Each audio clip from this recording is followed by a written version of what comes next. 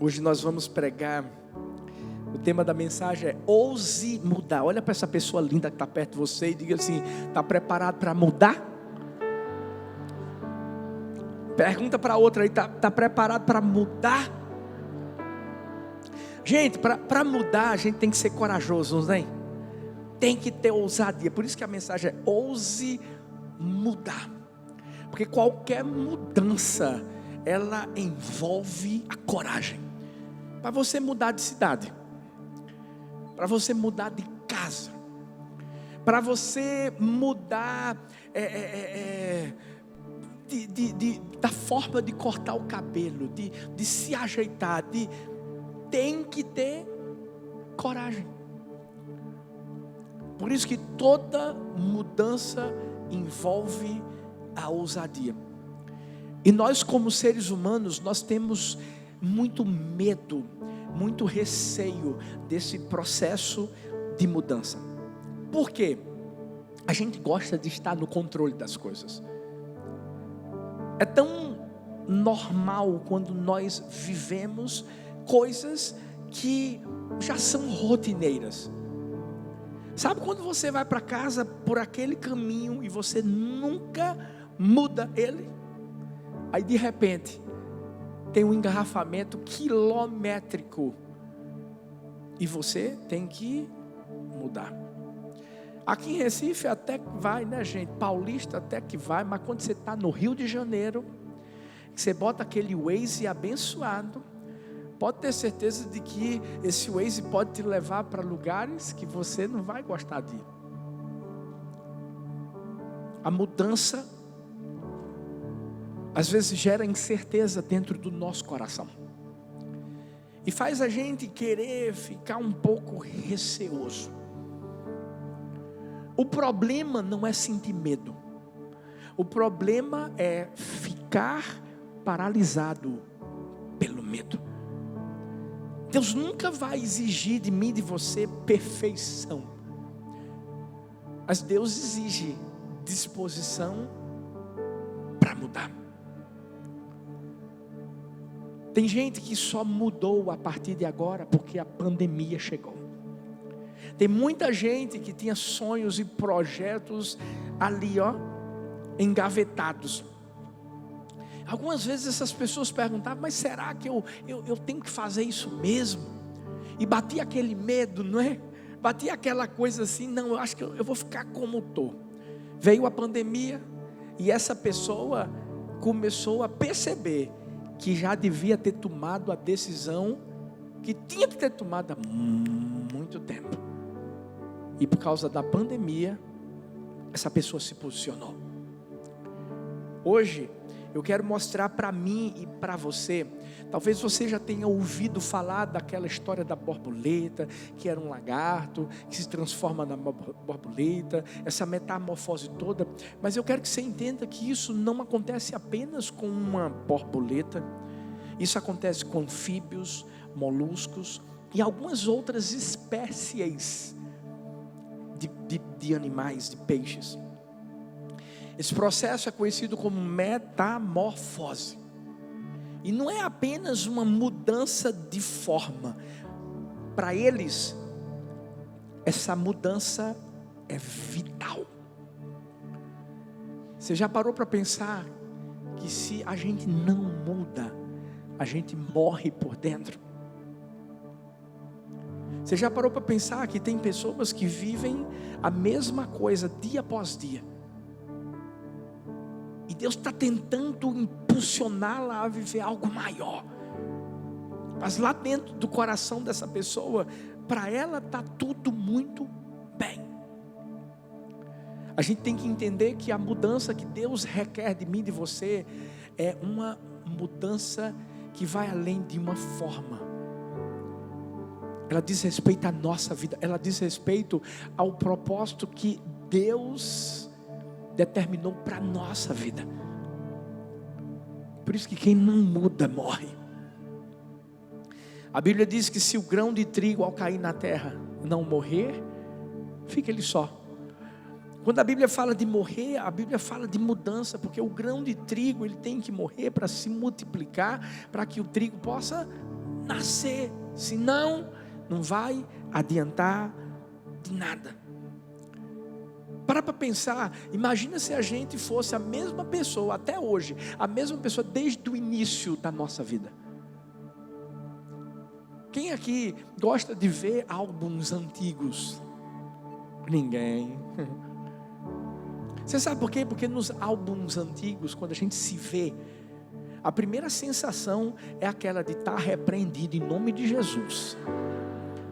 Sai desse corpo que não te pertence. É ou não é? Vai colocar uma foto sua antiga no Instagram. Bota. Gente, é impressionante. 4 anos atrás estava todo mundo andando de calça folgadona. Gente, deixa eu falar uma coisa para vocês. Lá na casa de oração, eu não sabia muito bem que iam fazer isso.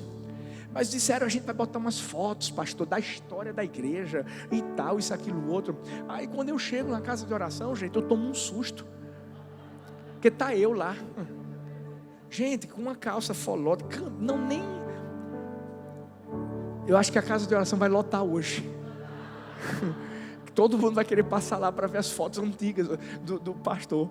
Mas é uma coisa vergonhosa, não é? Mas a gente muda o modo de se vestir.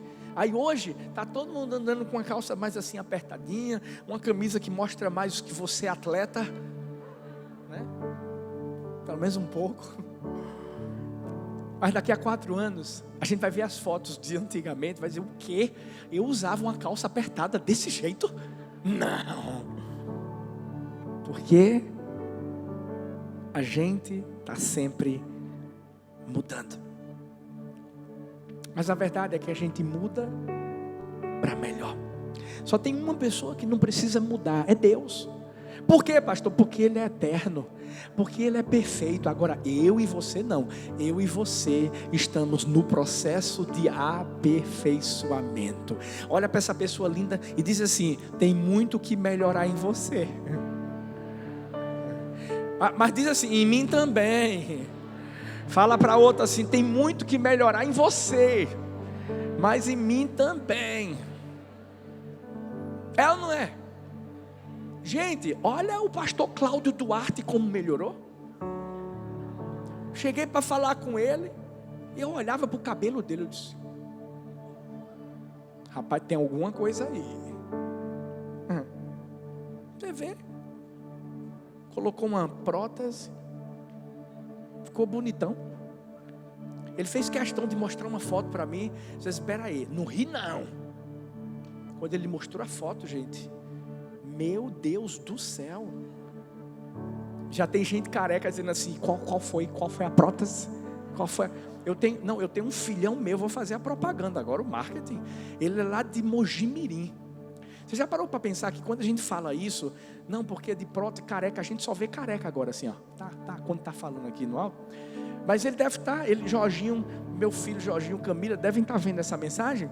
E ele tem uma empresa que é só de prótese. Gente, o negócio é impressionante.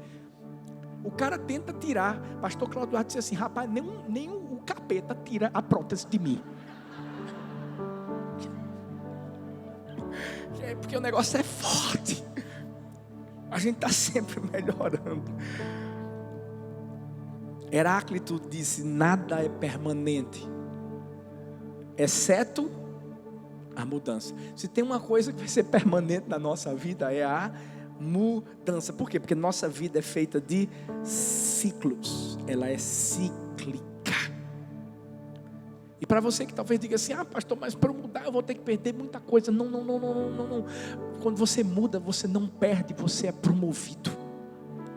Quando Deus chegou para Abraão e disse assim, sai da tua terra, da tua parentela e da casa do teu pai, vai para um lugar que eu vou te mostrar. Deus não estava dizendo assim, vou acabar com sua vida, meu filho, a partir de hoje, olha, tudo vai dar errado na sua vida. Não. Deus estava dizendo, vou te promover. Eu vou fazer você viver o que você nunca viveu antes. Você está com teu pai aqui, agora se prepara, porque quando você sair, é que você vai começar a viver o que eu tenho sonhado para você.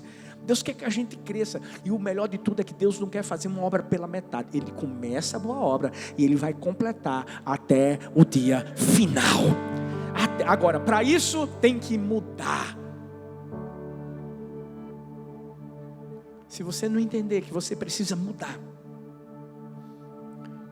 você vai deixar de viver o que Deus tem sonhado para você. Por isso que Romanos 12:2, Paulo vai dizer: não se amoldem ao padrão deste mundo, mas transformem-se pela renovação da sua mente, para que sejam capazes de experimentar e comprovar a boa, agradável e perfeita vontade de Deus. Só tem como experimentar a boa, perfeita e agradável vontade de Deus se houver mudança. Chegou a hora de você entregar o controle. Chegou a hora de você entender que Deus tem o melhor para a sua vida. E para falar sobre mudança, nada melhor do que falar da vida de um homem que mudou. Assim, Paulo. Um cara que perseguia os cristãos e de repente passou a ser perseguido. Um cara que se levantava contra o evangelho e daqui a pouco, ao invés de confrontar, ele estava divulgando, ele estava pregando o evangelho. E existem lições importantes que a gente vai aprender com Paulo. Primeira lição é que a mudança não é confortável, mas é necessária. A Bíblia vai nos dizer em Atos 9, 8, 9, depois no versículo 17 ao 20. Saulo levantou-se do chão, abrindo os olhos, não conseguia ver nada, e eles o levaram pela mão até Damasco. Por 3 dias ele esteve cego, não comeu nem bebeu. Então Ananias entrou na casa, impôs as mãos sobre Saulo e disse: irmão Saulo, o Senhor Jesus, que lhe apareceu no caminho por onde você vinha, enviou-me para que você volte a ver e seja cheio do Espírito Santo. Imediatamente algo como escamas caiu dos olhos de Saulo, ele passou a ver novamente, levantando-se, foi batizado, depois de comer, recuperou as forças. Saulo passou vários dias com os discípulos em Damasco, e logo começou a pregar nas sinagogas que Jesus é o Filho de Deus. Uau, que história de transformação. Aí talvez você diga assim: pastor, mas foi muito fácil para Saulo, que depois começou a ser chamado de Paulo. Ele teve um encontro com Jesus e de repente, claro, a vida dele foi transformada de uma hora para outra. Foi fácil demais? Não foi fácil não, deixa eu te explicar. Você sabe o que é você ficar 3 dias sem enxergar? Sabe, a gente vai fazer exame, gente, para dilatar a pupila. A gente já fica doido. Estou mentindo? Tem que ter alguém para dirigir. E se a pessoa for homem, pior ainda, porque homem é mole. É ou não é? Já pensa que estou cego. Agora imagina 3 dias sem ver nada. Mas não vamos só falar disso não. Agora imagina 3 dias sem comer nada. E crente come. Eu sei que esse é o sonho de todo personal trainer. Deixar o aluno sem comer 3 dias para emagrecer, para ficar todo, né? Se Paulo Vitor tivesse aqui, ele ia dar um glória a Deus. Mas além dele não ver, além dele não comer nada, a Bíblia diz que os discípulos de Jesus não acreditavam em Paulo. Imagina você ser desacreditado pelas pessoas que tinham que te impulsionar. Por quê? Porque achavam que era uma estratégia de Paulo. Para quê? Para matar mais cristãos. Porque ele já tinha feito isso antes. Para pensar o que passava na cabeça de Paulo nessa hora. Tanta coisa. Meu Deus, que foi isso? Que encontro foi esse? Que voz foi essa? Meu Deus, estou cego, eu não estou com vontade de comer. Ei, as pessoas estão dizendo que é uma estratégia para que eu possa matar mais cristãos. Essa é a igreja. Talvez muita coisa começou a passar na cabeça dele, mas lá dentro ele entendia que havia uma transformação. E transformação, mudança, ei, não é algo confortável. Porque se for para ser algo confortável, gente, isso não é mudança, é mesmice. Toda mudança traz desconforto. Quem já se mudou de casa ou de apartamento, sabe do que eu estou falando. É uma bênção que você vai se mudar, glória a Deus. Mas, gente, pegar toda aquelas coisas de casa, botar dentro de uma caixa, né? Ter que tirar TV, ter que tirar, né, som, ter que tirar armário, ter que pegar a mesa. Meu Deus, você sabe o que é que eu estou falando. E o pior de tudo, né, é que não acaba quando você tira tudo. Porque você vai se mudar e vai ter que chegar e vai ter que botar tudo na outra casa. É uma bênção, não é? E para encontrar as coisas depois, o que você quer encontrar, você não encontra. E o que não quer encontrar, encontra. E aquela bagunça, pelo menos nos 2, 3 primeiros meses, é complicado, mas depois que fica tudo bonitinho, ai, você entra na sua casa. Elva, não lembra, filho? Você me levou lá, onde você estava projetando tua casa. Estava tudo ainda subindo. A gente não conseguia nem ver nada direito. Mas depois, fui lá. Comi um churrasco. Aleluia.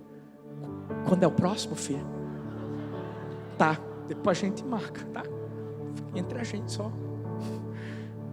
Mas é tão lindo quando você vê aquela coisa assim, uau, é diferente, você olha com prazer e diz, meu Deus, é a minha casa. Mas só você e Deus sabe a luta que foi para subir.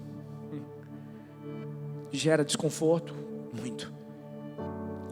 Mas no fim, vale a pena, sabe por quê? Porque toda mudança é necessária. Toda mudança é uma oportunidade de ajuste. Tem coisas na nossa vida que a gente precisa ajustar. E se você não entender isso, você vai ficar parado. Stephen Hawking, eu discordo de muita coisa dele, mas com isso aqui eu concordo. Ele diz que inteligência é a capacidade de se adaptar à mudança. A gente tem que ser adaptável em qualquer circunstância. O problema é que às vezes a gente está tão preso às coisinhas da nossa vida que a gente deixa de viver o universo de Deus para nós. Sabe quando a gente está segurando nossas coisas e dizendo, tá bom, e Deus está perto de mim e perto de você dizendo assim, pois eu tenho as minhas coisas para te dar, mas eu só vou conseguir te dar se você deixar as suas de lado, se você mudar. É como alguém que vai no supermercado e você pensa assim, eu vou só comprar algumas coisinhas, porque geralmente esse é o nosso pensamento, né? Vou comprar só algumas coisinhas, vou nem pegar a cesta, vou pegar a cesta não. E aí o que acontece? Você pega uma coisa, você passa para o outro lado do supermercado, opa, pega a outra.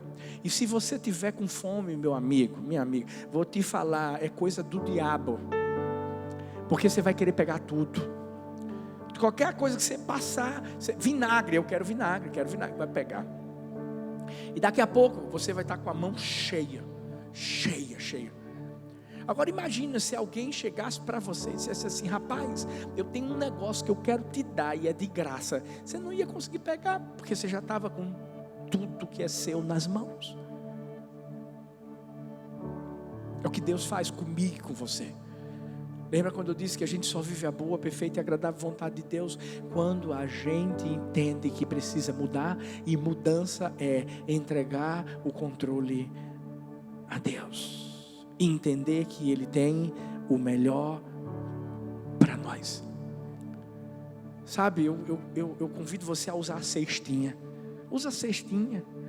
E a cestinha tem um nome, Espírito Santo de Deus, que traz sabedoria, que traz discernimento, que te guia como ninguém, para você dar os passos que você tem que dar, para você recuar quando você tem que recuar, para você fazer aquilo que Deus está dizendo, faz. É isso que a gente vive nessa igreja. Talvez você pense assim, pastor, como é que tanta coisa acontece na igreja do amor de uma forma tão natural? É por causa da cestinha. É porque a gente aprendeu uma coisa. Olha bem para mim. A gente aprendeu que a gente é uma igreja que não tem medo de mudança. Porque quando a gente chegou, porque a gente estava naquele templo pequenininho, e Deus disse assim, vai para a quadra, a gente foi. E foi desconfortável, foi.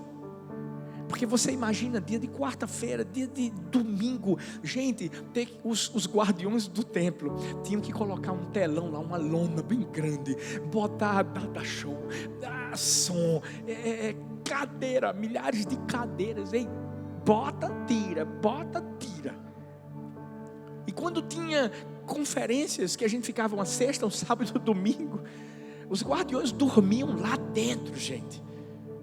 Era para cuidar de tudo. Era desconfortável, muito, mas valeu a pena. Aí a gente sai daquela quadra, a promotoria tirou a gente lá, e a gente vai para uma outra quadra descoberta, e você sabe a história. A gente orou e disse, Deus, não deixa chover não. Foi desconfortável ficar numa quadra descoberta, foi desconfortável, tendo que botar som também, tendo que botar cadeira, botar tudo aquilo, mas valeu a pena. Foi necessário, para a gente depois ir para onde? Para o Alta Unção. Chegar lá naquela casa de show que é chamada de Altas Horas. A gente, vamos mudar esse negócio, gente. É alta unção agora. Chegou aqui, a unção pega você de com força. E quem viveu isso com a gente deve se lembrar. Quando chovia, meu Deus, parecia que tinha uma tempestade interna. Porque o pessoal de trás, que pegava a rebarba da chuva, começava a andar com a cadeira. Não, era uma unção, gente. Eu lembro que tinham pastores amigos meus que estavam pregando, nunca tinham visto aquilo na vida, e quando ouviam aquele barulho, aí, é normal isso, gente? É normal, fica tranquilo, continua, vai fluindo. E aí de repente Deus traz a gente para o complexo. E a gente vem marchando. Num domingo especial, em agosto, 5 de agosto. Mas quando a gente chegou aqui, tinha ar-condicionado, gente. Não tinha nada. O telão era uma telinha. Não era não. O som ainda, misericórdia, pequenininho. Ai, meu Deus. Foi desconfortável, mas foi necessário para a gente estar aqui hoje. E outras mudanças com certeza virão, e Deus já tem colocado no nosso coração. Vai ficar desconfortável? Vai, mas vai valer a pena. Eu quero que você entenda que Deus sempre vai ter algo maior para você lá na frente. Sempre. Eu quero que você entenda que aquilo que está bom vai melhorar. Mas existe um processo para você chegar no propósito. E você vai ter que tomar uma decisão de se locomover. A decisão de entender que vai doer, que vai ficar desconfortável, mas vai valer a pena. Eu vi a história de uma cientista polonesa, Mary Curie. Ela não tinha muitas oportunidades na Polônia, e ela decidiu ir para a França, fez um mestrado, se tornou a melhor aluna, e ela e o seu esposo inventaram nada mais, nada menos do que os princípios da radioatividade. Ela morreu com 67 anos e inclusive por conta de toda a radiação, dos efeitos negativos da radiação, por ela ter passado tanto tempo exposta por causa dos seus estudos. Mas ela deixou um legado. Ela deixou algo que de alguma forma abençoa a vida das pessoas. Ela teve que sair do seu país, ela teve que deixar muita coisa de lado, mas ela teve coragem para mudar. Eu quero convidar você e eu nessa noite, que a gente tenha ousadia para mudar. Quantas vezes forem necessárias. Você sabe por quê? Porque toda mudança, sem dúvida alguma, vai gerar algo maior e melhor de Deus na nossa vida. Paulo doeu, na vida de Paulo doeu. As pessoas apontavam o dedo, doeu. Mas ele mudou. Ele se tornou o maior escritor de livros da Bíblia. Ele nos abençoa tanto por causa da sua decisão. Segunda lição que a gente aprende com Paulo é que a mudança não é só planejamento, mas é ação. Diga assim, ação. A Bíblia fala aqui em Atos 9, 28, 29, assim, Saulo ficou com eles e andava com liberdade em Jerusalém. O que é que ele fazia? Pregando corajosamente em nome do Senhor.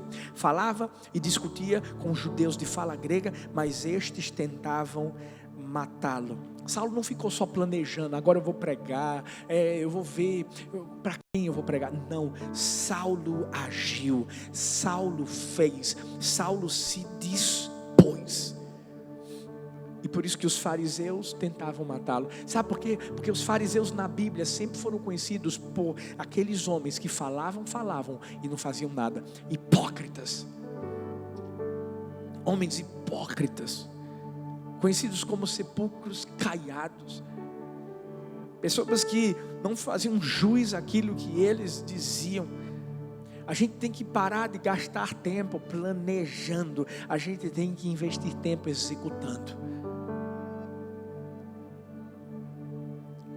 Os planos sim, tem que ser feitos, mas a gente tem que entender que se nós não executarmos os planos, tudo isso será apenas uma boa ideia. E de ideia, o cemitério está cheio de pessoas que tiveram muitas ideias e nunca colocaram em prática. Tem gente que vive planejando a semana, mas chega na segunda, não faz nada. Tem gente que diz assim, não, esse ano eu vou ler a Bíblia, e planeja ler a Bíblia, mas nem 2 versículos da Bíblia lê.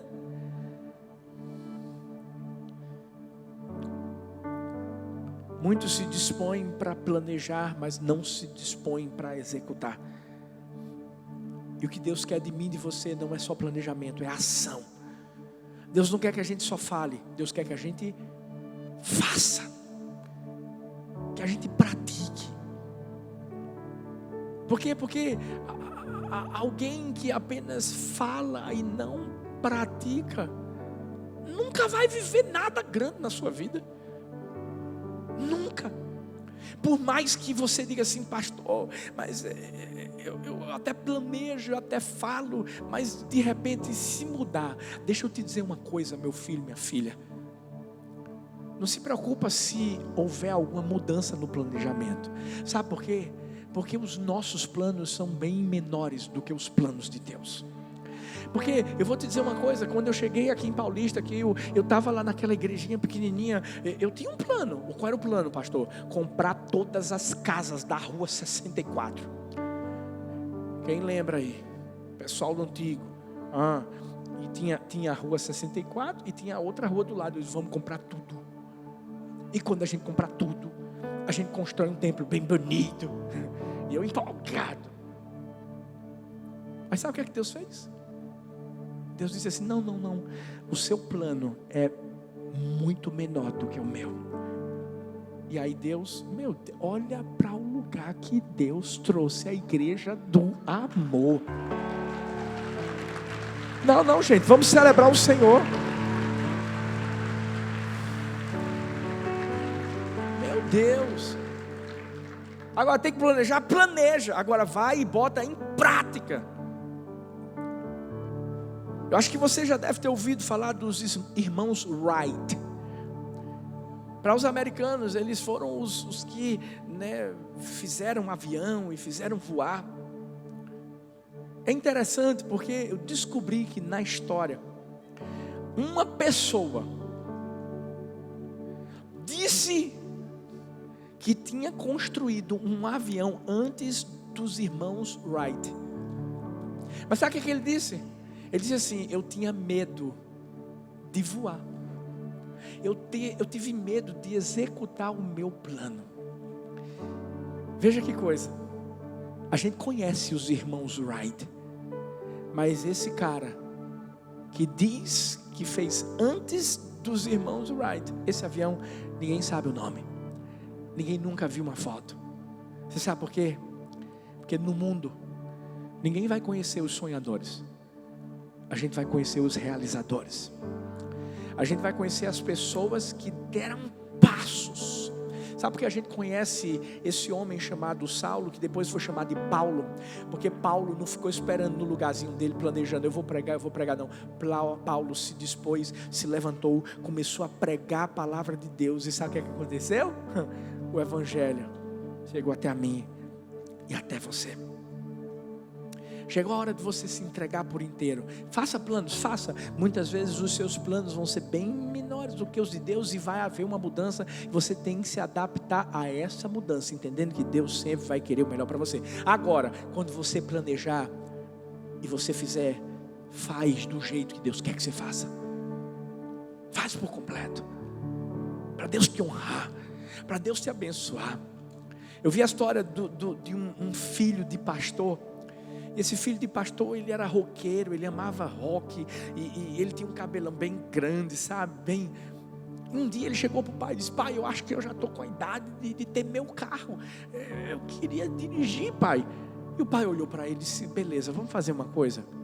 São 3 coisas que eu quero que você faça, aí eu te dou um carro. Primeira coisa, eu quero que você estude, eu quero que você tire notas melhores no colégio. Segundo, eu quero que você também aprenda mais da Bíblia. Eu quero que você leia a Bíblia todo dia. Eu quero que você mergulhe na palavra do Senhor e cresça em Deus. Terceiro, eu quero que você corte o cabelo. Esse garotão passou o tempo, volta para o pai e diz assim: pai, o senhor está vendo que eu estou tirando notas melhores?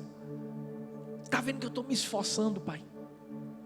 O senhor está vendo também que eu estou aprendendo mais da palavra? Todo dia eu estou lendo a Bíblia. Eita, já li a Bíblia toda esse ano. Só está faltando uma coisa, pai: o carro. E aí o pai disse assim: não, peraí, filha, você até fez as 2 primeiras, mas e o cabelo? Por que você não cortou? Ele disse: calma. Lendo a Bíblia, pai, eu descobri que Sansão tinha cabelo grande.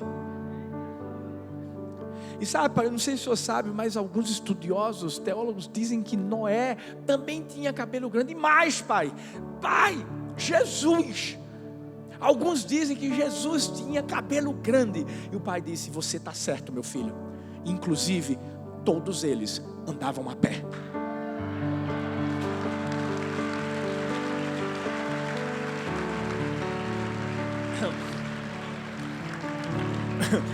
Se for para mudar, muda tudo que tem que mudar. Se for para planejar, planeja tudo e faz tudo. Deus é o Deus que não faz nada pela metade. Ouse mudar, mas não fica nos planos, vai para ação. Em último lugar, a mudança não é o fim, é o começo. Se prepara, meu filho, porque a mudança não é a linha de chegada, é o ponto de partida. Todo dia a gente vai precisar ser transformado. Todo dia algo novo precisa acontecer na nossa vida. Por isso que Filipenses 3:8 diz, e é Paulo que escreve isso: mais do que isso, considero tudo como perda, comparado com a suprema grandeza do conhecimento de Cristo Jesus, meu Senhor, por cuja causa perdi todas as coisas. Eu as considero como esterco para poder ganhar Cristo. Sabe o que é que Paulo fez? Pegou tudo que ele tinha da vida dele antiga e disse assim: tudo isso que eu tinha, títulos, porque Paulo era um cara muito inteligente. Ele disse assim: tudo isso que eu tinha, toda aquela fama de bonzão, do cara o cara que matava os cristãos, eu quero deixar de lado, eu quero considerar como esterco. E sabe o que eu quero fazer? Eu quero começar de novo. Eu quero ser transformado, sabendo que eu vou ser transformado hoje. Amanhã vai ter mais alguma coisa que vai ter que acontecer na minha vida, vai ter que mudar. Eu vou estar mudando até Jesus voltar. Uau, se Paulo, que era Paulo, tomou essa decisão, quanto mais eu, quanto mais você. Se a gente entender que a mudança não é o fim, é o começo, a nossa casa vai ser melhor. Você vai começar a entender que, talvez lá dentro da sua casa o celular está reinando. Você vai ter que mudar e vai ter que passar mais tempo com sua esposa, ou com seu esposo, ou com seus filhos. Mas isso não vai ser só um dia, vai ser todos os dias. Talvez existe alguma ideia tão grande dentro do seu coração e até hoje ela está aí, guardada, engavetada, e Deus está dizendo assim: hoje é o dia de você botar ela em prática. Existem tantas coisas na nossa vida que precisam ser mudadas, mas isso não é o fim, é o começo. Hoje eu quero te convidar a não apedrejar a mudança, abrace a mudança. O que é que Deus está falando para você mudar? Às vezes é um relacionamento que tem que mudar. Engraçado porque Paulo inicialmente apedrejou a mudança, porque apedrejou Estevão. E Estevão falava justamente de Jesus. Mas tem uma hora que Paulo não tem mais como fugir. E é nesse encontro com Jesus que ele o abraça eternamente. A mudança não é sua inimiga. Sabe quando o médico está dizendo assim: se você continuar do jeito que está, se você ficar comendo de madrugada, se você for para a geladeira, dizendo que é Deus que está te chamando, você vai morrer. Você sabe por que eu emagreci 13 quilos? Sabe por que eu comecei a me cuidar mais, a me exercitar? Não é vaidade nenhuma não, gente. É porque quando eu fui na nutricionista, ela disse isso para mim, disse assim: sua família tem um histórico de diabetes. Se você continuar dessa forma, você vai entrar no mesmo histórico. Do jeito que você está, você tem... Vai ver as fotos lá na casa de oração depois. Do jeito que você está, você pode ter um ataque do coração assim, Ou você cuida, ou você muda, ou vai ser o seu fim. E eu vou te dizer uma coisa: eu quero viver muito tempo, porque eu quero ganhar muitas vidas para Jesus. Eu quero viajar o mundo levando o avivamento do amor. Sabe, eu quero cuidar não só das minhas filhas, mas dos meus netos que vão vir. Eu quero ver essa meninada sendo muito mais usada do que eu. Eu quero ver Paulista rendida aos pés do Senhor, e de Paulista ao mundo. E foi aí que eu mudei. São 8 anos, 9 anos que eu continuo o mesmo filé de sempre. Estou brincando, já estou brincando. Me empolguei. Alguém me pergunta assim: pastor, nem nas férias o senhor engorda? Nem nas férias, porque nas férias eu continuo me cuidando. Mesma coisa. Porque para mim mudança não é o fim, é o começo. Todo dia tem um novo começo. O interessante é que qualquer mudança, por menor que seja, da sua direção atual, ela pode trazer uma grande transformação na nossa vida. Vou encerrar falando isso. Eu queria que você ficasse de pé no seu lugar. Na estação de trem em St. Louis, nos Estados Unidos, um senhor indevidamente ele empurrou, sem querer, um pequeno pedaço do trilho, um pouco mais do que 7 centímetros. Você sabe o que aconteceu? Um trem que deveria ir para uma cidade que fica em Nova Jersey, que se chama Newark, acabou numa estação em Nova Orleans, em um outro estado dos Estados Unidos chamado Louisiana. Gente, são cerca de 2.000 quilômetros de distância. Sabe por quê? Por causa de uma mudançazinha de percurso. Posso te dizer uma coisa? O que Deus mandar você mudar hoje, muda. Você sabe por quê? Você não tem ideia da transformação que isso vai trazer para a sua vida. Talvez sua família está precisando justamente disso, de uma mudança sua. É só você dar o primeiro passo. Porque quando você der, O que aconteceu na vida de Paulo vai acontecer na sua. Vai ser confortável, pastor? Não, mas é necessário. Não fica no planejamento, não fica dizendo, não, eu vou mudar, eu vou emagrecer, eu vou me cuidar, eu vou fazer isso, eu vou fazer aquilo outro. Não, vai para a ação. Arregaça as mangas e mostra que aquilo que você precisa para viver o que Deus quer para você, Deus já colocou dentro de você. Agora entenda, não vai ser o fim. A mudança de hoje vai trazer uma outra mudança amanhã, e assim por diante, até Jesus voltar. A minha pergunta hoje para mim e para você é: está pronto para viver algo novo?